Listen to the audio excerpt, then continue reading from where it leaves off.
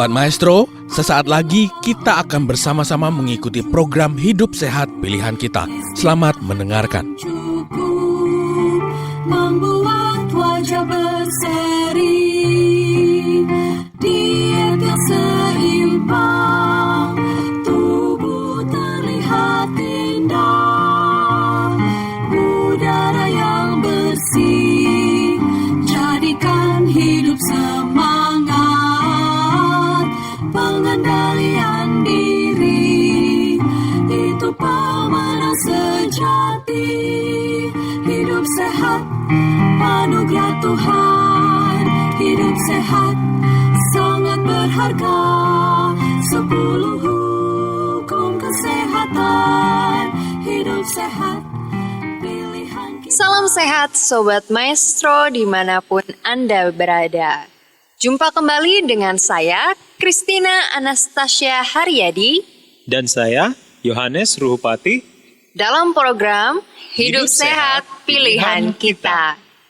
Sebuah program spesial yang dapat mendukung kehidupan kita agar lebih sehat dan bugar. Program ini berisi diskusi dan pemaparan kesehatan yang berbeda dari kebanyakan program kesehatan lainnya, yang mendorong kita semua untuk bisa memilih hidup yang lebih sehat melalui dukungan bahan alami yang disediakan Tuhan bagi kita, baik untuk pemeliharaan ataupun bagi penyembuhan tubuh kita. Inilah bahan alami itu. Yang pertama ada H, Hati yang gembira. I, Istirahat yang cukup. D, Diet yang seimbang. U, Udara yang segar. P, Pengendalian diri. S, Sinar matahari yang cukup. E, Energik berolahraga. H, Hubungan sosial yang baik. A, Air jernih yang cukup. dan yang terakhir T. Tuhan yang terutama. Ya, itulah bahan alami hidup sehat pilihan kita. Mengapa sih pilihan kita? Karena kita dapat meraih hidup yang sehat dan bugar dengan mudah dengan bergantung pada pilihan kita.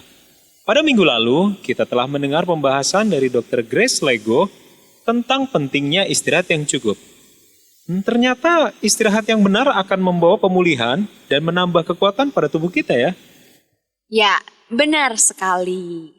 Dan hari ini kita juga akan kembali membahas nih bahan alami yang Tuhan sediakan bagi kita. Nah, kira-kira bahan alami yang akan kita dengarkan saat ini apa sih? Bahan alaminya adalah diet yang seimbang. Wah, sepertinya ini satu topik yang sangat diminati oleh masyarakat nih, terutama kaum hawa. Benar gitu kira-kira? Mungkin bisa dibilang begitu ya. Nah, berbicara mengenai diet nih, tentu sangat berkaitan erat dengan pengaturan makan. Karena diet yang seimbang itu artinya makanan yang tepat sesuai kebutuhan tubuh kita. Tidak kurang dan tidak lebih. Dalam hal ini, isi piring menjadi hal yang sangat penting untuk diperhatikan. Nah, bagaimana sih mengisi piring dengan bijak? Baiklah, tanpa berlama-lama, karena pasti sudah banyak pendengar yang ingin mengetahui lebih lanjut mengenai diet yang seimbang ini ya. Iya, betul. Mari sama-sama kita langsung dengarkan saja pembahasan lebih lanjut yang akan disampaikan dalam bentuk diskusi yang dipimpin oleh Dr. Grace Lego dengan narasumber profesional di bidang gizi, yaitu Dr. Larry Tumalun. Jika sobat memiliki pertanyaan yang ingin dibahas, silahkan kontak kami melalui chat di nomor WhatsApp 081 919 227 518. Kami ulangi 081 919 227 518. Selamat mendengarkan. Hati yang gembira adalah obat yang manjur. Istirahat yang cukup membuat wajah berseri. Diet yang seimbang, tubuh terlihat indah, udara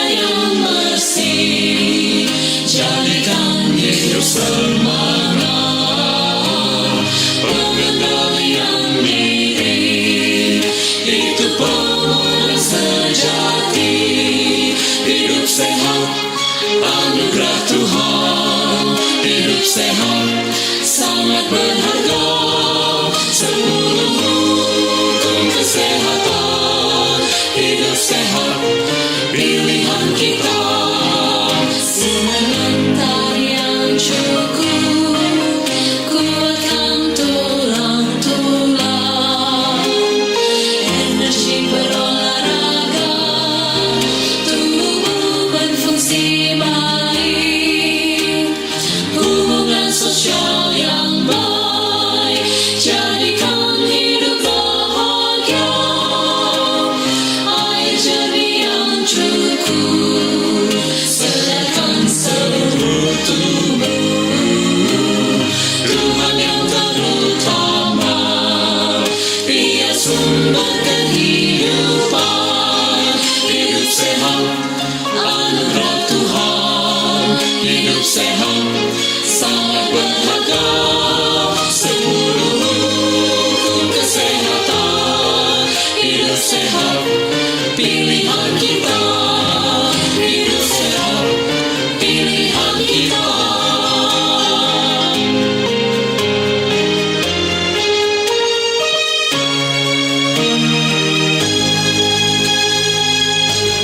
Salam sehat pemirsa, senang sekali kembali berjumpa dengan saya, Dr. Grace Lego, dalam program Hidup Sehat bersama Rumah Sakit Advent Bandung. Dan kali ini pertemuan kita akan membahas hukum yang ketiga dari 10 hukum kesehatan, yaitu diet yang seimbang. Saya ditemani oleh narasumber, salah seorang spesialis di Rumah Sakit Advent Bandung, Dr. Larry Tumalun, spesialis gizi klinik. Salam sehat, Dr. Larry. Salam sehat. Tadi saya sampaikan bahwa kita membahas tips mengisi piring. Kenapa piring? Hubungannya tentu saja diet sama piring, tapi kenapa Dr. Larry kira-kira? Baik, terima kasih Dr. Grace. Jadi memang sengaja ya judul yang diambil itu adalah piring, gitu kan? Ya mungkin saja banyak orang yang akan bertanya kenapa harus piring ya. Pada dasarnya sih yang kami maksudkan sebenarnya adalah bagaimana cara kita untuk mengatur makan kita, cara makan dan lain sebagainya. Jadi tidak tergantung dari kita makan dengan menggunakan apa, tetapi bagaimana kita mengatur makanan yang kita isi di tempat makan kita, kurang lebih seperti itu. Tapi mungkin saya bisa menghubungkan dengan My Plate dari Michelle Obama. Itu kan mendunia ya, bagaimana satu piring yang ada gambarnya pembagian. Nah kita masuk saja langsung kepada diet yang seimbang. Bagaimana kita mengatur piring kita tentang diet yang seimbang. Seperti apakah sebenarnya seimbang itu untuk diet? Baik, terima kasih Dr. Grace. Prinsipnya adalah harus seimbang, tidak berlebih dan tidak kurang. Nah, makanan-makanan ada beberapa orang yang mengatakan ini makanan yang sehat. Dari sisi ilmu nutrisi, sehat itu sangat relatif, tergantung dari bagaimana kita mengolahnya. Saya sebutkan saja makanan yang semua orang akan setuju bahwa itu sehat, misalnya buah, pisang misalnya. Ini pisang sehat, tetapi dari komposisi nutrisi yang ada di pisang itu bisa menjadi tidak seimbang apabila tidak digunakan dengan benar. Jadi kalau misalnya cuma pisang aja yang kita makan, betul. Pasti itu nggak akan jadi sehat sebenarnya. Contohnya pada orang yang memang sudah sakit, ya di mana sistem adaptasi atau kompensasi tubuhnya itu sudah sangat berkurang, sakit ginjal misalnya, dokternya akan membatasi memberikan pisang. Ada apa dengan pisang? Bukankah ini makanan yang sehat?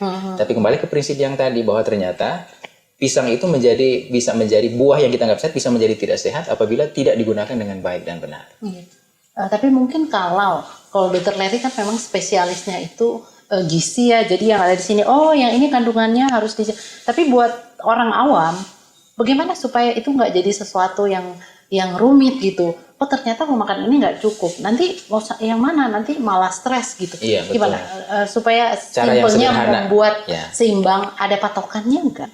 Tadi Dr. Grace sempat menyinggung istilah My Plate. Nah, itu juga merupakan salah satu cara untuk menyeimbangkan nutrisi. Kalau kita lihat My Plate, itu kan bukan hanya buah aja yang ada di situ, tetapi ada gabungan dari beberapa makanan. Kemudian kalau kita ngomong masalah piramida makanan juga sama prinsipnya, adalah dengan menggabungkan beberapa jenis makanan dengan porsi yang terukur. Prinsip yang utama adalah ketika kita mau menghadapi piring kita, apa yang akan kita isi ke piring kita itu, yang harus dipikirkan adalah jenis makanannya. Karena keseimbangan dari semua diet itu harusnya berpatokan pada 3 hal yang sederhana, yaitu jenisnya harus diperhatikan, kemudian jadwalnya, jam makannya harus diperhatikan, dan kemudian jumlahnya harus juga diperhatikan. Jadi 3J ya. Prinsip 3J. Untuk pemirsa itu jadi simple, jadi praktis. Kita harus mengingat ada 3J untuk patokan diet yang seimbang. Langsung saja, jenis itu gimana? Oke, jadi jenis yang disarankan untuk kita. Jadi saya mengambil kata disarankan ya, bukan diwajibkan gitu. Disarankan untuk kita konsumsi adalah jenis makanan yang sebaiknya berasal dari tumbuh-tumbuhan utuh. Itu prinsip utamanya. Nah, perhatikan kalimat saya tadi adalah tumbuh-tumbuhan utuh. Jadi bukan hanya dari tumbuh-tumbuhan saja, tetapi harus ada kata utuhnya. Ya, utuhnya ini apa? Misalnya kacang masih sama kulitnya atau ya. apa ini? Ya tentu saja maksudnya adalah sebisa mungkin tumbuhan makanan yang berasal dari tumbuhan yang kita makan adalah dalam bentuk aslinya yang edible atau yang bisa kita konsumsi. Oke, jadi yang pengolahannya seminimal mungkin masih natural betul, gitu betul. ya. Mengapa kira-kira? Kenapa minimal mungkin pengolahannya sehingga masih mendekati aslinya? Itu prinsipnya kenapa? Karena tujuan kita makan adalah untuk memenuhi kebutuhan kita. Manusia itu akan survive, akan tetap hidup kalau dia makan. Ya, itu kita mengerti. Artinya orang kalau nggak makan nanti mati gitu kan ekstrimnya.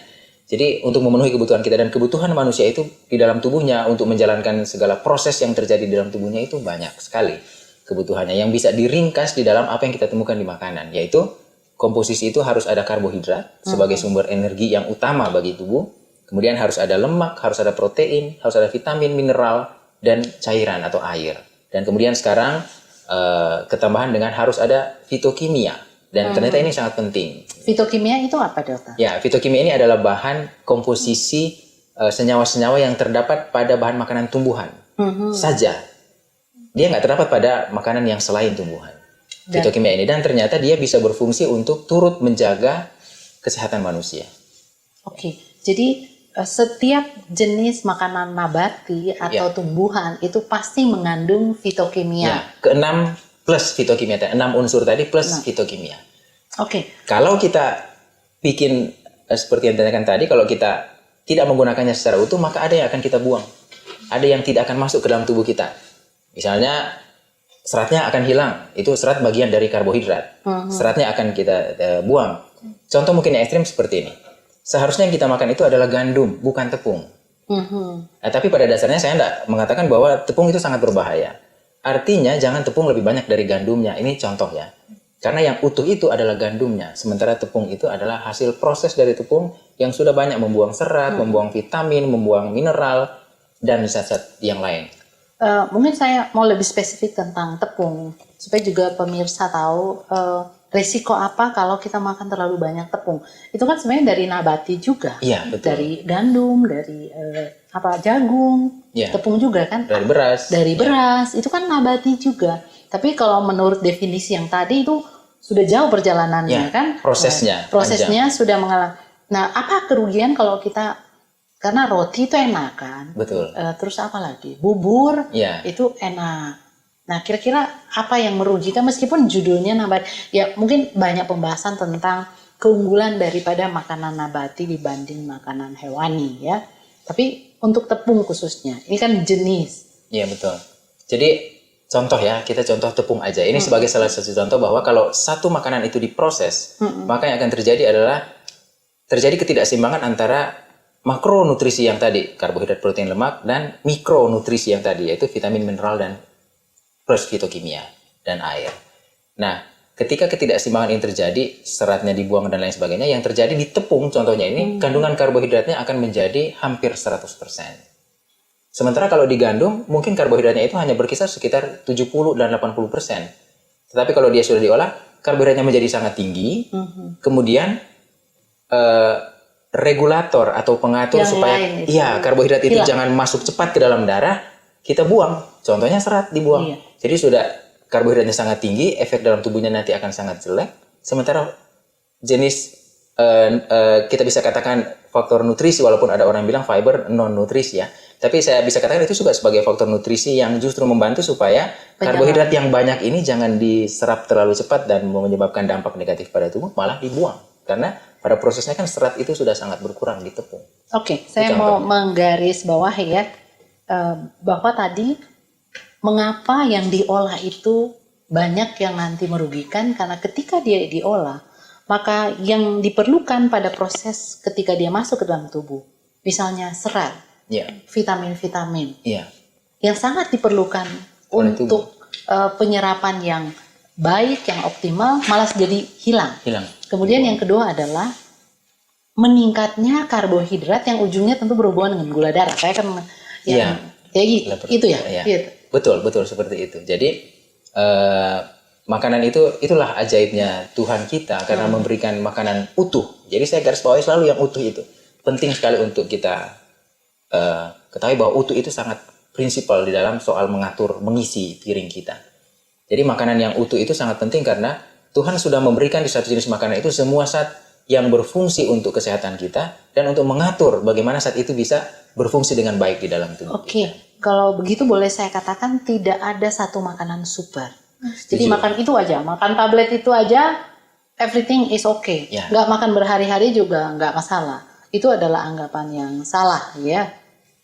Iya betul. Tetapi setujunya adalah tidak ada superfood di dunia Iya, ini. jadi Tuhan memberikan bermacam-macam sayur, bermacam-macam buah untuk kita makan secara bergantian, ya. Itu ya yang jenis, ya. Oke, jadi saya yakin pemirsa mendapatkan ya tipsnya. Jenis tadi usahakan minimal diolah, kemudian utuh, ya, pengolahannya, dan mungkin datang kepada jadwal karena ini kalau bicara makanan pasti selalu banyak yang perlu karena seringkali kita sudah tahu, baru dengar diingatin lagi. Oke. Gimana? Yang jenis mungkin cukup atau? Jadi jenis saya rasa cukup ya. Pokoknya prinsipnya adalah lebih banyaklah kita makan makanan berbasis tumbuh-tumbuhan utuh. Itu prinsipnya.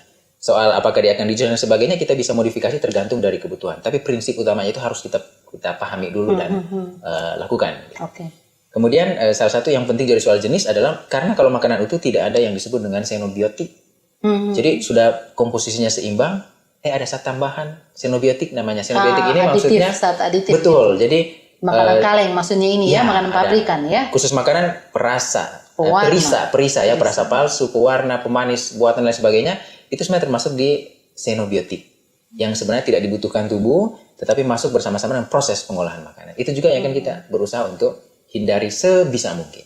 Ya, dan memang ada penelitian-penelitian yang menunjukkan xenobiotik itu merugikan. Iya. Merugikan saraf seperti MSG, aspartam. Ya. Itu yang jadi masalah adalah dosisnya belum sangat signifikan diketahui. Kalau dosis sekian baru jadi masalah. Itu yang belum tergantung orangnya. Jadi seyogyanya adalah marilah kita lebih banyak makan tumbuh-tumbuhan utuh dan mulai mengurangi yang xenobiotik. Oke. Ya, makanan yang diolah, apalagi sudah ditambahkan dengan zat-zat aditif lain. Oke, kita kembali Dr. Larry ya.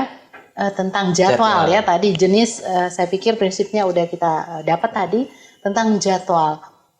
Memang ada apa dengan jadwal memang? Baik, terima kasih. Jadi sebagai dokter gizi klinik, saya selalu berhadapan dengan pasien yang ada bermasalah dengan pola makan kan, baik dari jenisnya maupun salah satu jadwal. Jadi contoh, ada seorang pasien yang badannya sangat gemuk, tapi ketika dianalisis asupannya dia bilang, dokter saya makan itu sedikit sekali. Makan cuma 2 kali sehari, nasinya cuma 2 sendok. Tetapi kan tidak cocok dengan apa yang terjadi sebenarnya. Nah, akhirnya setelah dianalisis lebih lanjut diketahui bahwa pasien ini mengalami masalah di soal jadwal makan. Jadi tidak beraturan. Karena seperti ini prinsipnya. 1 kali 10 kan sama dengan 2 kali 5. Jadi dia makan banyak di 2 kali waktu makan, atau dia makan sedikit-sedikit tetapi sering, juga hasilnya sama. Dan apabila jumlah keseluruhan dalam sehari itu melebihi kebutuhan orang tersebut, maka akan terjadi masalah ketidakseimbangan diet. Jadi jadwal itu penting. Lagi pula dari berbagai penelitian ditemukan bahwa orang yang makan tidak teratur itu akan menyebabkan terjadi kelebihan nutrisi di dalam dirinya, makan yang terlalu banyak tidak beraturan, dan menyebabkan satu keadaan yang disebut dengan stres oksidatif setelah makan. Dan ini bisa memicu berbagai penyakit degeneratif. Oke, jadi untuk jadwal perlu digarisbawahi bahwa kita perlu mengatur dan mungkin ada hubungannya dengan waktu istirahat lambung. Betul. Pengosongannya sekitar 4-6 jam ya. Jadi kalau boleh sesudah pengosongan lambung barulah kita isi lagi makanan itu. Betul. Karena penelitian membuktikan orang kalau makan tidak teratur lebih dari 2 kali Iya. dan jamnya tidak teratur, maka kalori yang dia masukkan itu jauh lebih Berlebihan. banyak ya. Jadi jangan satu kali makan tapi dari pagi sampai malam nggak Iya. berhenti ya. Betul. Seperti di orang barat, waktu setelah makan mereka itu 16 jam sehari. Indonesia mungkin sama, tapi karena kita nggak punya data aja. Kurang lebih 16 jam sehari. 16 Waktu pasca makan dari orang bule dari penelitian. Oke. Sayang sekali waktu kita sangat sempit. Jadi untuk mengakhiri pertemuan kita kali ini, kita ingin dengar lagi take home message, apa yang bisa kita ingat dari bagaimana tips mengisi piring kita. Silakan. Baik, terima kasih Dr. Grace. Jadi ketika kita menghadapi piring makanan kita, maka sederhananya adalah kita bertanya 3 hal. Yang pertama adalah jenisnya sudah sesuai nggak dengan yang kita sudah diskusikan tadi. Kemudian yang kedua adalah ini jam makan atau tidak. Ya, memang ini jam makan atau tidak. Kalau misalnya ini belum jam makan, maka sebaiknya mungkin kita menunda makan kita. Yang ideal seperti itu. Dan pertanyaan yang terakhir yang akan kita tanyakan, yang belum kita bahas pada kesempatan ini adalah jumlahnya sesuai atau tidakkah dengan kebutuhan saya. Oke. Ya, saya rasa itu prinsip sederhananya.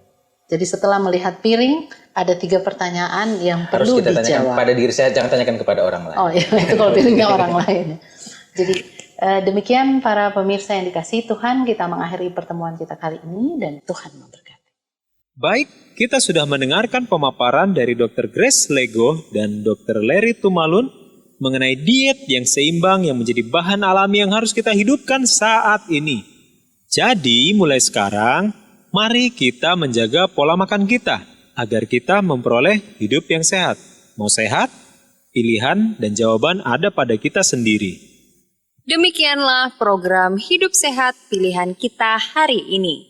Jika sobat memiliki pertanyaan atau hendak turut mendukung program ini, silahkan kontak kami di nomor 081 919 227 518. Kami ulangi 081 919 227 518. Sampai jumpa, salam sehat.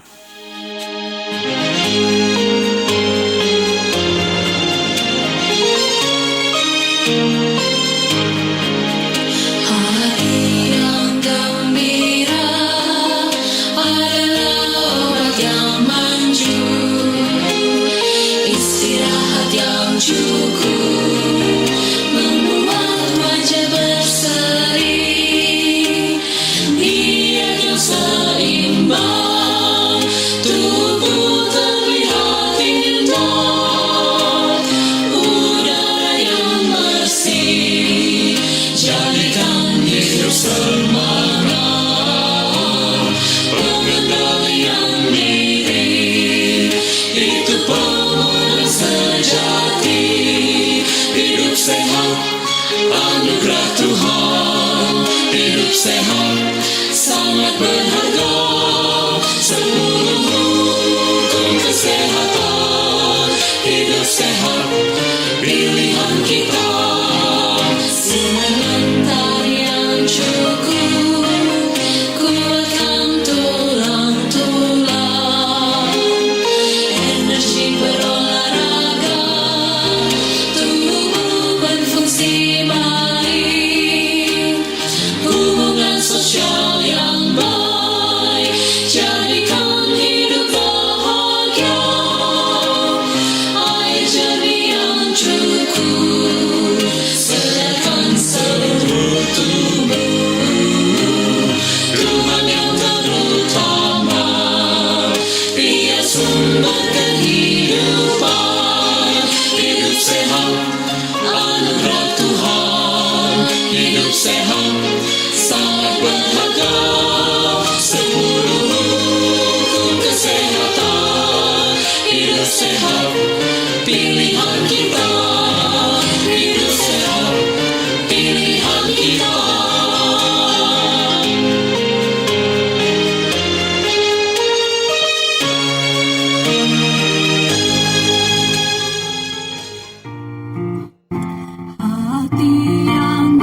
Sobat Maestro, Anda baru saja mendengarkan program Hidup Sehat Pilihan Kita. Terima kasih atas kebersamaan Anda. Istirahat yang cukup wajah berseri, diet yang seimbang, tubuh terlihat indah, udara yang bersih, jadikan hidup semangat, pengendalian diri, itu pemenang sejati. Hidup sehat, anugerah Tuhan. Hidup sehat, sangat berharga. 10 hukum kesehatan. Hidup sehat.